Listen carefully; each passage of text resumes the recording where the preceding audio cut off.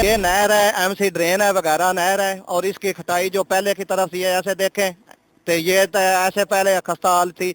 आपके जबकि इसका 270 देहात आते हैं, जब यहाँ पर बारिश होती थी, फ्लड होते थे, तो ये जो पानी है ये इन 270 देहातों को मुतासर करता था और सैलाब आ जाता था। तो और जो यहाँ पर 270 देहात है, ये किसान है, जब भी ये नहर टूटती थी तो उनको ज्यादा से ज्यादा ये नुकसान करती थी। और अब अल्हम्दुलिल्लाह ये देख सकते हैं आप, ये खटाई हो रही है, 49 से 50 फुट की तरफ से ये डूंगी खुदाई कर रहे हैं, और इससे जो ये किसान है ये खुशहाली की तरफ जाएंगे।